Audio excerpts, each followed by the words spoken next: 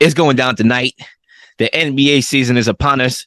A new season, okay, full of ups and downs. We all know that the NBA season is a long season, and there's going to be a lot of tumultuous things that's going to go on, a lot of spontaneous things that's going to go on, and a lot of illuminating things that's going to go on in a long season as the NBA. And it all begins tonight, and I'm looking forward to it. With that being said, the Warriors made some moves over the weekend. I call them chess piece moves, right? Is Draymond Green's time with the Warriors coming to an end after Jordan Poole's and Andrew Wiggins' contract extensions? Now, for those of y'all that don't know, let's talk about it. Jordan Poole received a 4-year, $140 million contract extension. Andrew Wiggins received a 4-year, $109 million extension. Another stat here for y'all. The Warriors will be paying $275 plus in the luxury tax in 2024, assuming that Draymond Green opts in, which Woj reported is more likely to happen. So my take to begin us off, I personally think that Draymond Green possibly punched his ticket out of Golden State. Let's be real here, because it all depends on what he prioritizes. Does he want to be paid? Does he want a max contract? Or does he like where he's at and winning basketball games? You see, Draymond Green, what he offers the Warriors, I don't think he could offer anybody else. Like, the Warriors are great to optimize his offensive limitations. He's playing with the best shooter in the world, and he can kind of quarterback the offense, basically quarterback the offense in ways that can get those guys open looks and they can do what they do. I don't think Draymond Green goes anywhere else and he has the same impact that he has on the Warriors. Because I get in debates a lot with guys about that. Oh, well, Draymond Green was to go somewhere else, he'll be that same player. No, absolutely not. I doubt it. I have to see it to believe it. But I think also, you see, this move right here from the Warriors was a great move, because we all know what happened a couple weeks ago, and I talked about it on the show. I'm really not going to dive too much into it. Unless y'all fellas want to do so, feel free. With Draymond Green and that incident with Jordan Poole, in which Draymond Green decked the brother, knocked him out cold. You see, they didn't discipline Draymond Green. They didn't. I thought they left him off easy. But when you give somebody a contract, it's all good, baby. It's all good. Give me the money. I'm good. And I think Jordan Poole, his willingness to kind of say, you know what? I'm not going to hold grudges here. I'm going to let this rock. I'm going to be a professional, which is what Draymond Green should have been. But we all know he don't know how to handle his emotions, and that's his biggest knick-knack. Jordan Poole, he got the bag. It always helps when you get the bag to kind of like shut up. He did, and I think that was a great move by Bob Myers to compensate Jordan Poole in the time of what's going on here, to make sure that he's happy and he's situated, and now you have your youth and your foundation. I think they made the right choice paying him and Wiggins over Draymond Green. But I think, to answer the question, his time with the Warriors may be coming to an end sooner rather than later in the future. I just want to go in there real quick. I actually agree. I believe Draymond Green's time with the Warriors is done. What he adds to this Warriors team is invaluable. The tempo, the heart, the leadership in the locker room, the voice of the locker room. When guys don't want to speak up, when Steph Curry is not saying what he needs to speak on, Draymond Green is the guy who's going to have his voice heard and make sure everyone hears what he has to say. He doesn't stand for disrespect. This is the first report since the Kevin Durant situation when he doesn't face disrespect. When guys are clearly being disrespectful to the other guys in the locker room, Draymond Green is the guy to stand up and say, you're not going to speak like this. When Kevin Durant was feeling, when reports were coming out after that incident, that Kevin Durant was treating people funny in the locker room once he was getting ready to get out of there, Draymond Green spoke up about it. Especially after the Jordan Poole situation, when things were getting out of hand, report came out. Jordan Poole started acting a little funny when contract extensions were being mentioned on his behalf. And then things started, you saw people on the team started seeing the little different, how he was acting different, how he kind of changed up once that was happening. So it's all reports. We don't know if it's true or not. We don't have any clarified, bona fide, this is happening. But I say all that to say there is one team. Once Draymond Green does leave this team, there's one team that Draymond Green could bring that same tenacity and the same level of impact to, and that's the Boston Celtics. A Celtics team who is very And this needs a point guard, needs a guy who's able to drive tempo, a guy who plays gritty defense, a guy who's not afraid to do the dirty foul, the dirty work, a team who needs a voice in that locker room to speak up. They've been devoid of a true leader in that locker room. People think it's Jaylen Brown. People think it's Jason Tatum. They don't know who the clear voice is. You got guys like Marcus Smart out there being outspoken, and sometimes people think he needs to play his role opposed to being overstepping boundaries. Draymond Green is that guy who sets everybody in a place, but also puts everybody in positions to win basketball games. Draymond Green impacts winning. He doesn't give you any overbearing talent. He doesn't do anything that is like Joel Embiid, Kevin Durant-esque. He's a guy who works hard every single possession and a guy who really galvanizes the troops in the locker room. The Warriors are paying Andrew Wiggins and Jordan Poole all that money. They're going to see how it feels to not have him on the team because you have to bank on Jonathan Kuminga to be that power forward for that team. You banking on Wiseman to be that guy you drafted him to be. You're banking on Moses Moody. You're banking on those guys to now step up their play, as well as Curry and Klay Thompson to step up as leaders on the team, because once Draymond is removed from that locker room, everything changes. And it's going to be very difficult the first couple games without Draymond, if that transition was to happen in a trade this year or in the offseason, because Draymond Green means a lot to this Warriors organization. I don't believe this Warriors team wins a single championship without Draymond Green. He is the motor of this team, and they're going to really feel the pain to not have him in his locker room when they decide to get rid of him. Dude, I'm going to let you get in here, and I'm going to actually lob you a question. I just want to respond to that real quickly here, because I do, like, if I'm the Warriors, I have to look at them and give them some kind of leeway here, because it's not like you can bring everybody back. You can't bring everybody back on a max contract.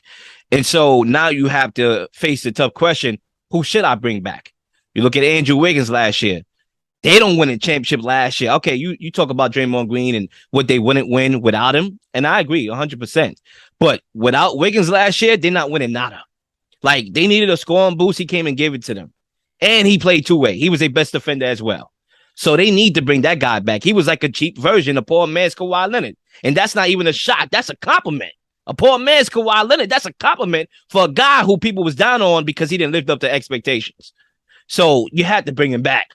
You had to bring Jordan Poole back. All right, now the question is Draymond Green and Jordan Poole. I just think that you go with the fountain of youth. That's how you prolong a dynasty. That's how it keeps on extending. The fact that you have a guy in Jordan Poole who took another step this year. Okay, I believe he averaged 15 points per game this year. You correct me if I'm wrong. And he had a great playoff series against the Nuggets. And he had some moments in spurts in the finals where he made game-altering shots at the buzzers. So you want to invest in your foundation and your future, more so to invest in a guy in Draymond Green who knows what's going to happen in the next 2 years when the contract starts to kick in. So, yeah, my question to you, Dujan, and you could kick us off. If you were the Warriors, who were the two people out of the three you would have brought back and why? I think these two guys that they're bringing back in Wiggins and Poole are the right guys to add contracts to.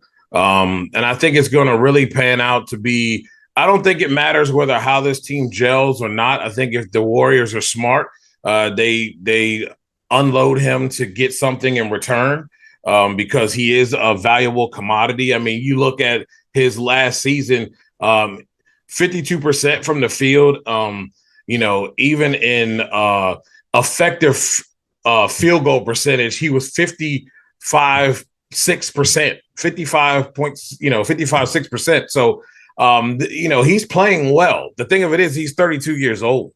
And really it's going to really come down to whether these guys can gel together and continue to move this thing forward. Zay said it very easy with all of what Draymond brings to this team, a voice, a leader in the locker room.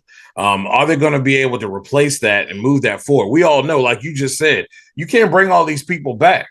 That's the thing about, winning championships. That's the thing about having these big threes. Sometimes when you win a lot of championships and a lot of people want to come to you, and young players especially, you're going to have to figure out how to manage these. Now, we all know that Draymond is probably not likely to take a hometown discount.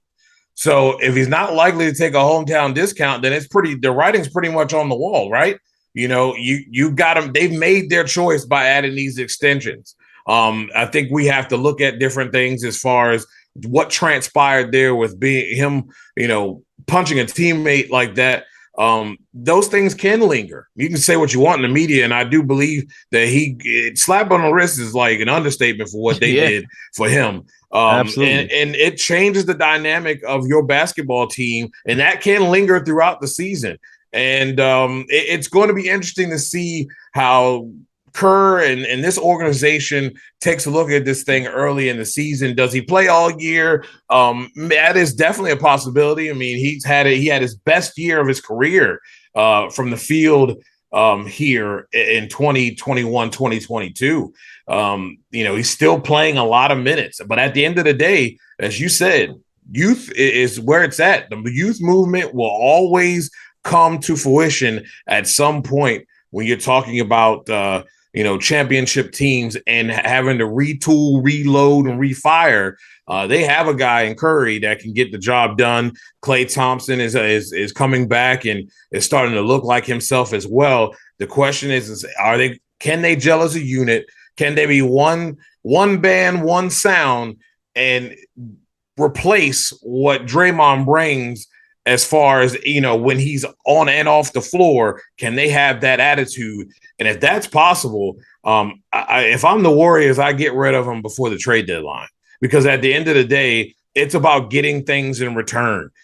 So many teams, letting folks walk and not getting nothing in return you see what happens to those teams. So when you have a player that's still 32 years old, we've seen guys play long. He's playing quite well. He can go help a team. And I think Zay was saying it's correct. A guy can you imagine what he does for the Boston Celtics? Can you imagine what he does for that team who has ballers, but they're just not that type of a leader? Again, they don't know who the leader is in that building. And they don't show up to take the reins, the bull by the horns, so to speak, and get the job done and say that it is I am him. There's no guy in there that says that. So that would do great for that organization. So I'm agree with you guys. Whether it's the end of the season, whether it's me, I do it at the trade deadline, especially if your two guys and Wiggins and Poole is working out for this basketball team, and you send him somewhere where he can help another team win and get it and make sure he's not in your division or in the West, and keep it moving.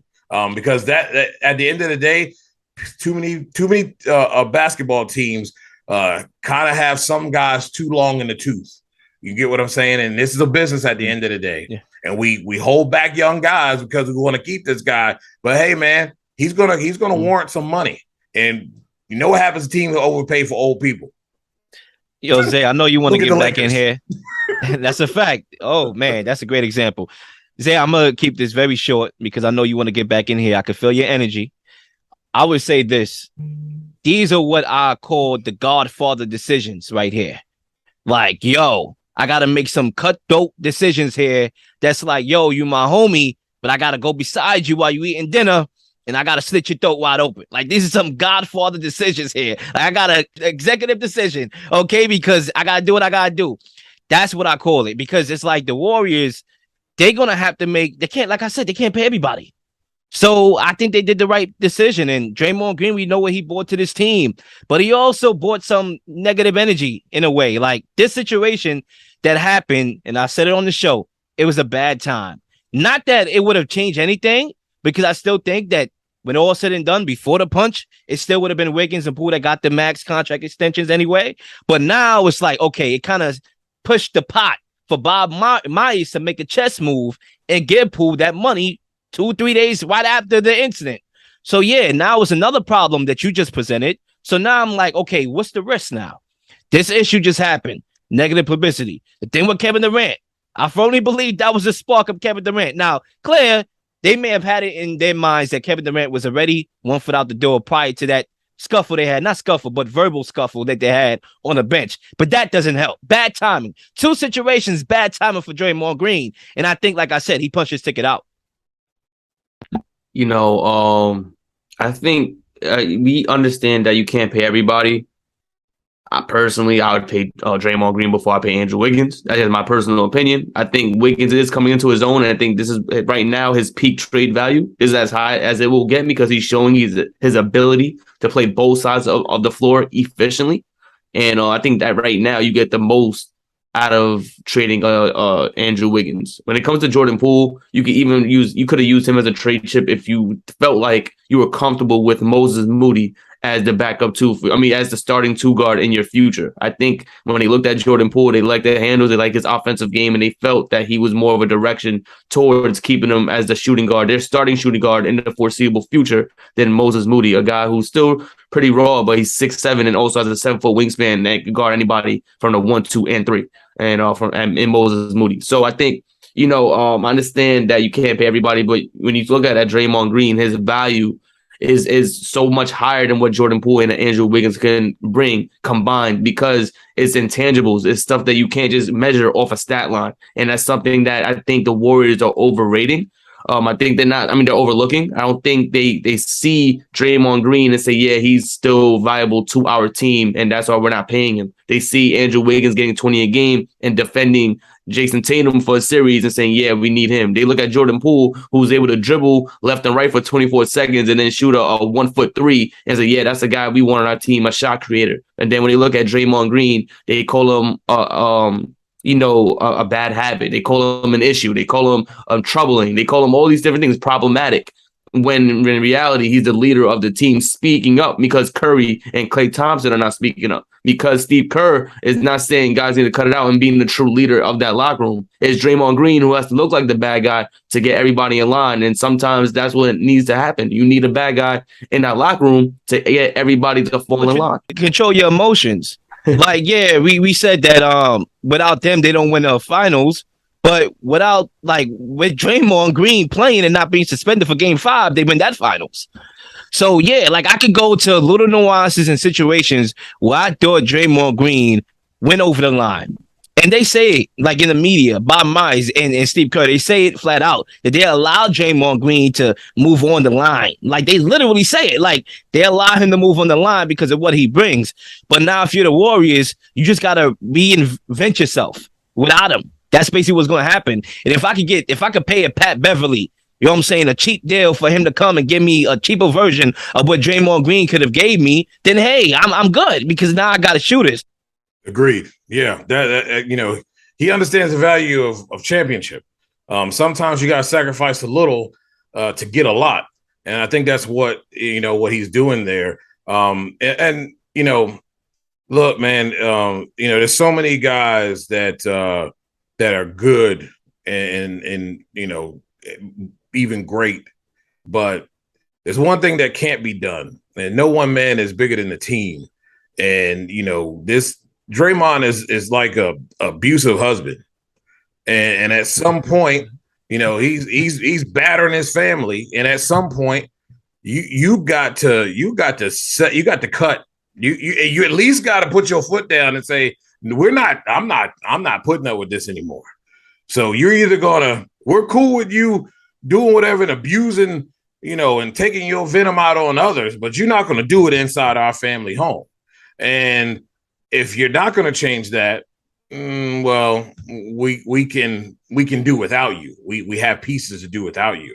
And I think sometimes that stuff becomes toxic, and you can't have that within an organization that's trying to repeatedly win championships, especially in a league that really gives you the ability to do that. Your salary cap ain't like an NFL salary cap where, you can keep a lot of pieces with big contracts. But, these guys are smart. And, although Draymond brings a lot, that is something that cannot be that destroys the chemistry of your basketball team. And I think, like you said, he's punched his ticket right out of here with that last one. And they've shown that by these additions and these contract extensions that, we're willing to move on without you. Literally. And I'm going to just bring us home here as we head to this commercial break. It's look, Draymond Green been here with this team for all the championship hurrahs and even the tank. I won't say tanking, but Steph Curry got hurt. They had the bottom lottery pick, even through those days. And it's like, you take care of Andrew Wiggins and Jordan Poole for me. Yeah, that's the writing on the wall, brother. Like, it's as simple as that. They got taken care of before you. It is what it is. We'll see what happens with the Warriors. Winning don't cost cheap. Winning is not cheap. It's expensive. And Bob Myers is learning that right now. We'll be back after the break. Keep it locked.